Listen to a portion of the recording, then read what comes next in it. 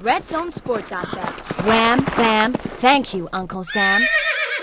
Hi there and welcome along to week 12 of Upping the Ante in association with RedZone.bet with myself, David Jennings, and Gavin Lynch. We're here to talk all things Cheltenham. And Gavin, 3 weeks tomorrow, the 2019 Cheltenham Festival is going to kick off. This time last week we were wondering would it go ahead at all? Yeah. And all of a sudden we've got a whole glutton of racing we had over the weekend. It was like there was nothing wrong. Saturday in Ascot was amazing. It was as good as Cheltenham. Some of the performances on Saturday were incredible. So yeah, it's great to have racing back and it's full steam ahead for Cheltenham. So we're going to start off with the week that was. We've got a jam-packed show. We've got Gavin's next 5 stats to remember from the last 6 Cheltenham festivals. We've got our next antepost tips for the Cheltenham Festival. So there's plenty to keep you occupied for the next 25 minutes or so. But Gavin, the week that was, only one place to start. That was at Ascot on Saturday. Yep. And Clan des Obo.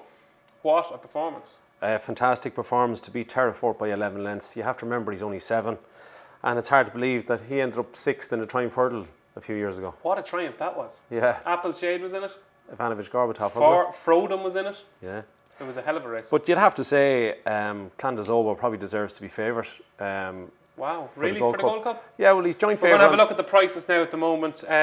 Clan des Obo currently is second favourite in the market behind Presenting Percy. 9-2 at RedZone.bet, 3-1 Presenting Percy. 5-1 last year's winner, Native River. Kenboy 8-1. Might Bite 11-1, 12-1. Barry, you think he should be favoured? I think he should. Well, they're joint favourite on the exchanges at the moment, which is always a good place to start. Don't mind them bookie chappies going 3-1 Presenting Percy. They're just not brave enough. Like Presenting Percy, 1 run over hurdles. Is he going to run in the Bobby Joe this weekend? If he doesn't, like there's a trainer's manual and there's the Pat Kelly trainer's manual. He just gets the other one and throws it out the window. Yeah. But Clan des Obo, I suppose people were a bit sceptical after Kempton. Is he that good or was it a one-off? But we've seen on Saturday that it's not a one-off. His jumping is incredible. And you're not convinced by Presenting Percy? I am sure. I love him.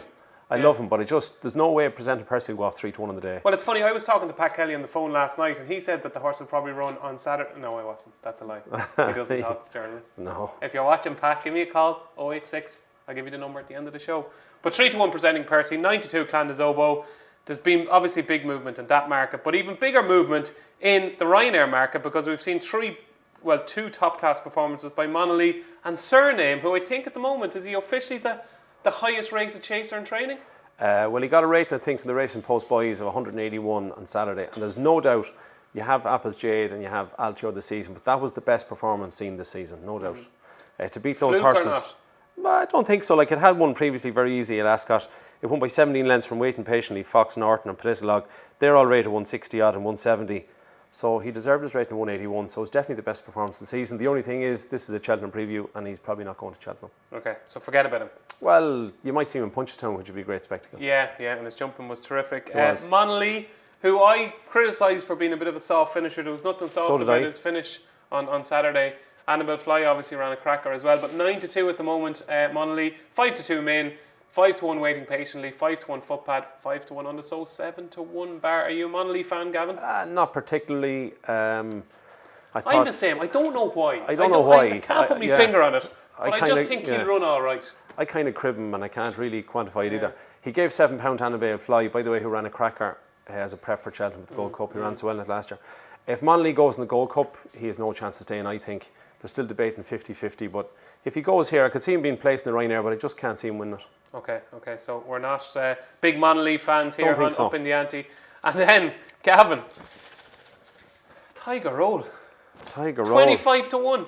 Did you even see that coming? You sleep the horse every night. Did you see that coming? 2 of my favourite horses ran against each other in Navan on Sunday. Tiger Roll and Off You Go, and of course I backed Off You Go. But Tiger Roll, like afterwards, Gordon Elliott said it was 75% fit. Even if that is probably slightly, too low, I'm sure he was probably only 90% fit. Yeah. But I think he'll win the cross country, and I'm definitely going to back him for the Entry Grand National.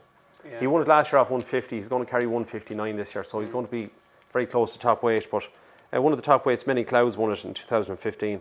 So I can see him becoming the first horse since Red Rum to win 2 nationals in a row. 74 was the last time it happened. Now, we're going to talk more about Tiger Roll later in the show. We've got a few questions from the crowd about Tiger Roll. Very good. They seem to associate you with Tiger Roll a lot, Gavin, yeah? Well, I love him, yeah. He's a legend of a horse, isn't he? He certainly is. And Al Dancer is the new supreme favourite with a cracking performance in the Betfair Hurdle, similar to what My Tent or Yours did in the race a couple of years ago. He's now 7-2 at redzone.bet for the Supreme Novice Hurdle. Fakir Dudare 5-1, Angel's Breath 11-2, 8-1 Classical Dream, 11-1 Mr. Fisher and Aramon, and 12-1 Barry. Is he the right favourite? He has to be, yeah. He's 4 from 4 over hurdles. He bolted up in Cheltenham there in December of 129. The other day in the Betfair Hurdle, low 140s, and I'd say he drifted in the exchanges after half a mile because he ran very, very keen, very free, but he still bolted up. So yeah, he looks a very, very good horse. And at the moment, is he the most likely winner? I've backed Fakir Dudary since Saturday at a small each way bet on Al Dancer just to save my bet because I think it's maybe between the two of them. You don't agree, but have you got Mr. Fisher and anything? No, you regret that? No, I can't have him. But Al Dancer, the old course will really suit him. You know the way it's a bit tighter than the new course. They swing in, you jump one hurdle. That'll really suit a horse to travel as well. Yeah, and he does travel great, so he does. Now, we had a whole host of racing over the weekend. Anything else catch your eye? I'll just go down through the week that was. We no race in England Monday, Tuesday. And Thursday in Clonmel, a horse called Allaho. Did you see him? Yes. It's only his third race course start. He was very impressive. He might go for a Ballymore or a Bartlett. In Kelso, we had a horse, We Have a Dream. He probably won't win at Cheltenham, but he might end up in a handicap. He won. Definitely Red got beat at 1-6 in a 2-horse race by Captain Redbeard. And Shantou Flyer, who was a decent horse once upon a time, he won a Hunter's Chase by 7 lengths, so he might go to the Fox Hunters. Friday, did you see Glenn Forza beat Kalashnikov? Wow. Yeah, that was some performance. Couldn't see Kalashnikov win an Arkle on the back of that? No chance.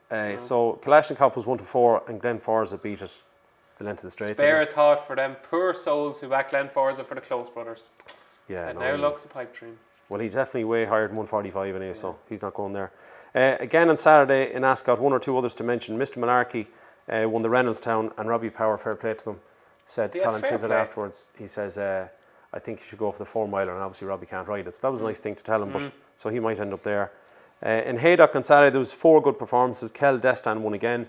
Yeah, I was impressed by him now. Yeah, I think he'll finish second. He could, yeah, definitely. Shades of Midnight won the Rendlesham Hurdle over 3 mile and paid a big compliment to Paisley Park and also your horse, first assignment, the horse you mentioned for the Pertemps. Yeah, I did. Because they ran against each other and then he won the Grade 2 the other day, so that's good. I don't know if you saw Liz Nagar Oscar win the 3 mile novice hurdle.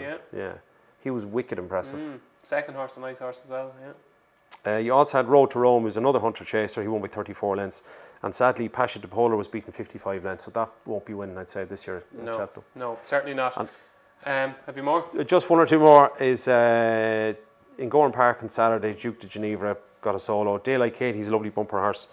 And to mention yesterday as well, Chris's Dream beat Champagne Classic, and Uccello Conti won the Hunter's Chase. Yeah, we might come back to some of them later in the show. And Gavin, you've been keeping an eye on monitoring trainers' form over the last couple of weeks. And some interesting stats about trainers. Well, just the big 5, I don't know if I'm right in saying that, but the big 5, Nicky Henderson, in his last 12 runners has 5 winners, that's good. Gordon Elliott had 5 winners over the weekend, including 4 yesterday, so he's bang on form. Joseph O'Brien ran 8 horses in Gorham Park on Saturday. He had 3 winners, 3 seconds, and the other 2 were third. Wow. So he's in good form. Paul Nichols had his best ever day with 8 winners on Saturday, so he's flying. So who's left?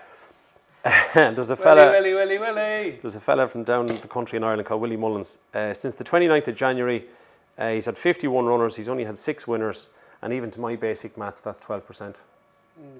Now his average for the last 5 years, his average in Ireland for 5 years, which is a long time, his average is 30%. So I just will be a slight bit worried about the form of Willie's horses coming into Cheltenham. I hope it improves the next week or two. It needs to. Yeah, it certainly does.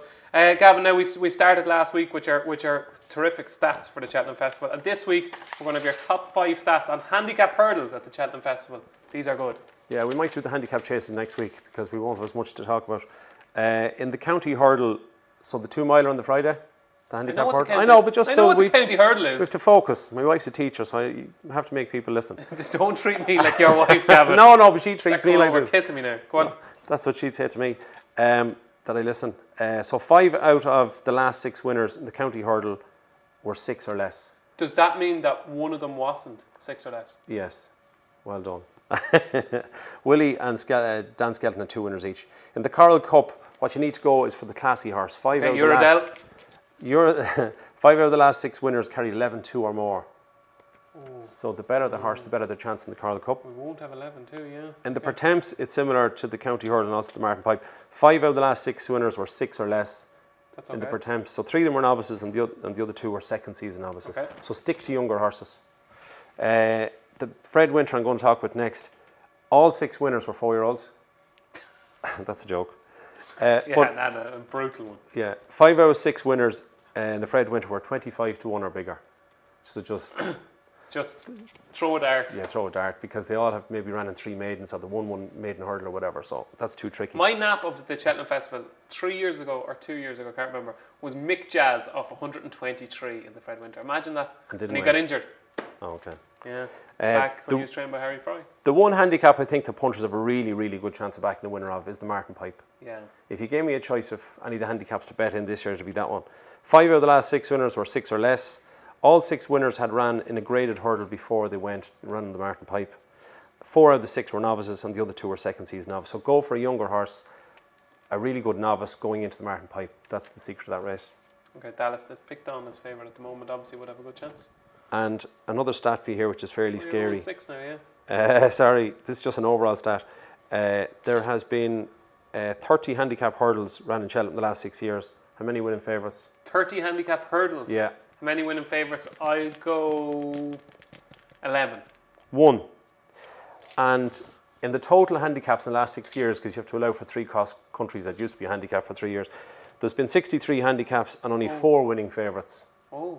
So just be careful. Yeah, you have to think outside the box, Gavin. Yep. Think outside the box. Okay, so from our adoring fans, we've got some questions, Gavin. And the first one is from Dom McGrail, at Don MacG on Twitter. And he says, how the F did we, you and him, let Tiger Roll, our favourite horse, go off at 25 to 1 in the Boyne Hurdle at Navan on Saturday? Did you even have a sneaky fiver on it? No, Gavin? nothing. Pay for the kids' lunches, no? No, nothing. No. 25 to 1, it's hard Did to you not believe, just, isn't would it? he not be a horse, did you just say, right? No matter where he's running, whether it's the Gold Cup, the Champion Hurdle, anything, just stick a 5 or 10 or I actually could see him finishing the first 5 or 6 in the stairs hurdle. Could you? Like, he beat horses rated 150, so... Well, that leads me on to our next question. Stephen Donnelly, at Stephen Donnelly on Twitter, says, would Tiger Roll have any chance of being lined up in the Gold Cup?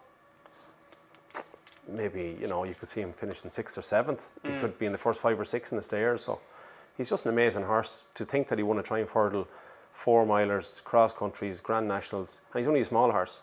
So you backed off, you go in the Boyne Hurdle yesterday. Passing the winning post. How are you feeling? Are you happy for the horse because he's won you so much money in the past, or...? I was happy because I backed him for Cheltenham, so it's not all bad. It's not all bad, no. Okay, Paul Lancet at Sheep69, nice Twitter handle there, Paul. He wants to know, is Al Dancer the full package for the Supreme? I'm still on the fence with him. I really fancy Elixir de Nuts at 12 to 1. Al Dancer looked brilliant on Saturday. They're still getting to know the horse in terms of trying to get him to settle. If they go a quick gallop, I'd say Felix Deji will probably take them along on the Supreme. So the quicker they go, the better for Al Dancer. And the horse that he mentioned there, the form of his... Elixir de Nuts, Grand Sancy beat the older horses, So Royal and Vision to Flow. So his form was done the world of good on Saturday. Paul worked at Sandown, yeah, absolutely. And finally, Paul Milner at Swadlad, he says, Sam Crow Stayers Hurdle. What chance would you give him if he turned up fit and well for the Stayers Hurdle, Gavin? He's a brilliant horse, but this season has been a write-off. I couldn't have him. For anything? Not yet. I'd say he could go and win an RSA next year, but I don't think he'll run at Cheltenham, and if he does, I don't think he'll win. Okay, well, I think he'll run at Cheltenham, and I think he'll win. So one of us will be right. There are our questions from the crowd, and now it's time to welcome Kane Calvin from our sponsors, RedZone.bet. And Kane, our first question to you is, who has been the best backed horse with RedZone in any of the handicaps at the Cheltenham Festival? So with the handicap entries only being made this week and some horses' targets being less obvious than previous years, we haven't seen too much business on them just yet. 2 that we have seen money for are Give Me a Copper in the Ultimate and Dallas Des Pictons in the Martin Pipe, both presumably on the back of comments made by their trainers, but apart from them we haven't seen too much business. That could have been helped by my colleague Paul Keeley across the water. His nap of the entire festival is Give Me a Copper in the Ultimate. So there you go. Sandown the last, I think. Yeah, terrific jumper. Our second question to you, Kane, we've got 3 this week. We're keeping you on your toes. Second question is, if Sam Crow does go for the Stayers Hurdle, Kane, would he possibly go off favourite? And if not, what price might he go off? It would be hard to see Sam Crow going off favourite unless something happens with Paisley Park. But a lot will depend on the vibe surrounding Sam Crow. He'll probably only turn up if the stable are confident about his well-being, and that could lead to plenty of money on the day. There are a lot of factors that could affect Sam Crow's prices though, mainly what's in the race, but we'd expect him to go off somewhere between 3 and 5 to 1. Okay, so between 3 and 5 to 1, Gavin. I know we're opposites here, right? Yeah. And I know opposites attract. That's what makes the show so good, okay? Good, yeah. But hold on a second here now, right? Yeah. Sam Crow is the best horse in the race, if he does go there. And he's only going to go if he's 100%. He's the best horse in the race. Would you not be advising people to take these big prices about Sam Crow now? But sure, he hasn't been the best horse in the race this season. Yeah, then that's a good point. His last couple of runs were terrible.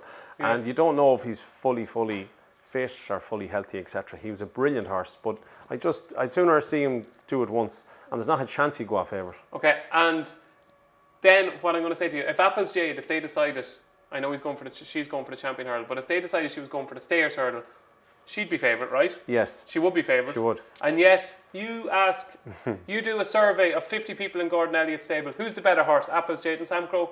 And most of them will say Sam Crow. Yeah, but not this season, Dave.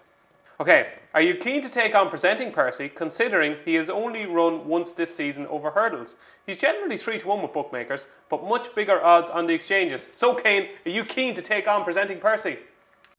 So we have mixed opinions on Presenting Percy. We're not overly concerned by his prep. We've seen many times before horses come in and do well off light seasons. I mean, just last year, Native River had only won one free runner race before his Gold Cup victory. And you'd have to trust the trainer knows what he's doing with Presenting Percy. Also, the form of his RSA victory couldn't have worked out any better. Mona Lee, Elegant Escape and Album Photo all have won big races this season. But on the other hand, challengers have emerged like Clandis Oboe and Ken Boy among others. So it'll be an interesting race. What do you make of that, Gavin? That's a load of bull. There's no doubt Presenting Percy will be bigger than 3 to 1 on the day. He's already 9 to 2 in the exchanges, so he'll be 4 to 1, 5 to 1 on the day. Definitely. And Kane here and he's a great chance, but he definitely, he shouldn't be 3 to 1. Kane here is not one bit concerned about his prep. Are you concerned? It's not ideal. It depends if he goes to the Bobby Joe or not. But to have one run over hurdles, I can't recall many Gold Cup winners doing that now. No, certainly not. Okay, so now, Gavin, before we move on to this week's selection, our next selections, and we've only 3 weeks left, so we've got to get a good portfolio going. Yes. We're going to have a look at our previous selections, and we are going to kick off with your selections.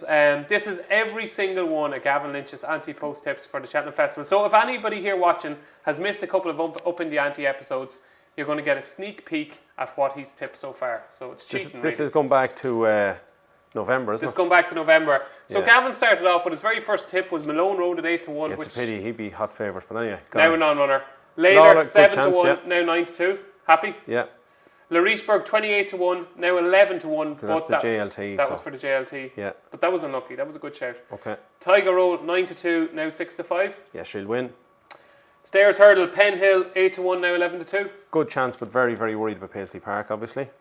Gold Cup Road to Respect 18 to 1, now 12 to 1. No, he won't be winning. I just thought he might win at Christmas and then, he'd be short. He needs good ground, but I don't see him winning, no. Now out of them all, this was a shout. Honeysuckle 14 to 1, tipped up in the ante. Yeah. Now 130. I think if anybody has bagged Honeysuckle at good prices, you definitely need to have a little saver. Ideally, non-runner, no bet, on the stablemate Sonoria, who I think is her biggest danger. She's not as good as her though, is she?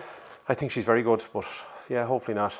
Okay, waiting patiently 8 to 1, now 5 to 1. That 5 to 1 is not. No. He was too far beat, and he probably Well, won't what run. happened was, waiting patiently was during your lull. You were lacking a bit of confidence and you just weren't picking anything at all. So Yeah, but they're saying now that it won't run again unless it's got soft ground, so it probably won't run in Cheltenham, I'd say. Okay, moving on, we've got a couple more. OK Corral, still 3 to 1 for National Hunt Chase. Yeah, he's Happy? got a great chance. Yeah, Ballyward's form was done the world of good yesterday with those two in Navan, but I still think OK Corral, if he stays, should win. Blue Sari, another good pick, 12 to 1, now 5 to 1. Has a good chance, yeah. Fakir Didari, you started this gamble. Did I? You started this gamble. Fakir Didari, 11 to 1 for the Supreme, now 5 to 1. Yeah, it was just on the basis that same trainer that if Sir Eric, who looks a good thing for the Triumph, goes there, that they'll separate them. So I think Fakir Dudari getting the weight and the Supreme is a good chance, yeah. We laughed at you with Sir Eric, 9 to 4. We said, what are you doing putting up 9 to 4 shots? He's now 6 to 4. He could go off odds on. Yeah, he'll win. Won't he? Yeah, I think so. Definitely Desai, JLT 7 to 2 now. You tipped him up at 6 to 1. Yeah, she's got a great chance. He just has, it's going to be, you'll be watching through the back of your couch because Barry will have to hold on to him for the very last minute. Well, yeah. And Benny's the do. You got terrific value on this, Gavin. You tipped it up at 2 to 1 a couple of weeks ago. Now it's 15 to 8. Yeah, it's amazing. The only thing would worry me is the form of Willie's Yard, but I think she's definitely the best mare provided Apple's Jade and Lorena go to the champion, which I'd say they will. And very, very shrewdly, Delta Work, 4-1 you've Yeah, got. I did. Yeah. Wow. That was a great and price. now it's yeah. 130. Yeah, I think that'll win. I think Santini's too short. Okay, so He's a there bit are slow. Gavin's selections. Overall, I think I'll give you about a 7 out of 10 for these. We've got really good value here and there. Bit unlucky with Larichberg, but overall, I'd say you're pretty happy. That's okay. Yeah, 7 out of 10. Yeah. Okay, moving on to my list now, and obviously I've been trying a few Hail Marys, but some of them are working out reasonably well. Here's my list of selections so far. So last week, first assignment 25-1, now 11-1 for the Pretemps final. Uradel in the Coral Cup 20-1, now 17-2. Not bad, Gavin. Very good. Yeah. Dunvegan 40-1, now 28-1. Well, he could be 280. It could be a million. Yeah, it doesn't matter. No He chance. won't win. No. Mr. Fisher 14-1 for the Supreme, now 11-1. Gavin, no, you've got. He won't be winning. No, well, I'm going to change your mind. No. I'm going to change your mind. I'm telling you. By this time next week. A Haydock winner. No. By this time, what do you mean a Haydock winner? He won't win the Supreme. No. But sure, didn't Peddler's Cross win it after winning? Won the Ballymore after winning the. Black Ops 16-1, now 14-1. No. No. No. Balco de Flow 14-1, now 11-1. There should be another one in there. Balco de Flow. Yeah, he won't win. No. Okay. Moving on swiftly. Delta Work. He'll win. 12-1, now 130. Yep. Yeah. Rhinestone for the Ballymore 33-1, now 16. He'll have a squeak if he goes, but sure, you don't know where he's going to go, do we? And Paloma Blue, which looked gone and throw away your docket, 18-1, now 16-1, but it looks like he's going to be one of very few runners in the race. Yeah, I'd say there are only 6 or 7 maybe in the Arkle. Okay, so what do you give my list out of 10? Should we go with 7 to be nice? 7, okay. We'll joint. stay level pegging going into the last 2 weeks. Okay, so now it's time for this week's antepost selections to add to that. Yes. To those 2 brilliant lists. Okay, so Gavin, now it's time for this week's selections, the ones that we're going to add to that pretty good list. Okay. And mine is in the champion bumper. Now, I did a Cheltenham preview night with Gordon Elliott in the Cross Guns in Nobber on Sunday night, and a couple of interesting things come out of it. Very sweet, and Battle Over Diane, and Vision Donaire, and he's got, you know, so many favourites. But I thought it was very interesting that Envoy Allen definitely runs in the Cheltenham bumper, right? Definitely runs, and Malone Road doesn't, and neither does Andy Dufresne, okay? Yeah. So I went through the champion bumper race last night, and I said to myself, hold on here a second. This is a 2-horse race already between Envoy Allen and your selection, Blue Sari, okay? Well, one of the reasons I picked Blue Sari was because at the time Gordon had said before Christmas that Envoy Allen probably wasn't going to Cheltenham, but he's changed his mind now, obviously. He's changed his mind. The owners are very, very keen for him to go to Cheltenham. Now, I must say first, I don't think he's a champion bumper horse. I don't think he's a Cheltenham bumper horse. But I think his raw ability might get him home because he's 3 from 3. His form has worked out perfectly fine. You know, horses like Run Wild Fred have won since. Dial Care was unlucky in a maiden hurdle at Leopardstown. I just think when you go through the race and if you look at the top 20 in the betting, even here, Blue Sari 5-1, Envoy Allen the enhanced price out to 11-2. Andy Dufresne doesn't run. Sempo had his limitations exposed, but then obviously looked good last time. Yeah. Mr. Debonair, I'm not sure about. Meticulous has already been beaten by Envoy Allen. While he's a very, very good horse, I think Envoy Allen has his measure. And you say to yourself, hold on a second, if that happens, all them horses come out on the day, you're going to have Blue Sari and Envoy Allen disputing favouritism, I think, at around 5-2. And I think Envoy Allen is a better horse. I think he's a proper horse. Jamie Codd loves him, Gordon loves him, I love him. What's not to like? Yeah, the Cheltenham Hill will definitely suit him, and also the ground ended up a little bit of give would suit him because the last day Leopardstown the ground was good, he was fine, but a bit of give would give him an even better chance. Yeah, a bit of give would help. And I just think the way the race was run last time at Leopardstown, he had to make his move very early. He was in front for a long time. I don't think it suited. So my next selection, and it's actually my shortest price tip so far, is Envoy Allen for the Weatherby's champion bumper at 11-2 at redzone.bet. And Gavin, this is a Gordon Elliott. Love him because your selection is also trained by Gordon Elliott. Yes. I'd say if me and you were a racehorse, this is who we'd be. Uccello Conti. Altior. Oh. No, Uccello Conti. We'd end up in the... Okay, I'm looking forward to this now. Why are we Uccello Conti? You know, we're just steady and slow and stay forever. And he was not from 13 before... Stay forever? He was not from 13 when he joined Gordon, but he had been second in 2, Paddy Powers, second in the Thyestes off 137, 143, 145. So he's a good horse. He ran well last year in the Aintree Grand National. He unseated 4 out, but he still ran a quite a good race at the time. Since then, more recently, he's won a point to point. That's where we'd be in point to points. And he won 200 chases at Thurles and again at Navan yesterday.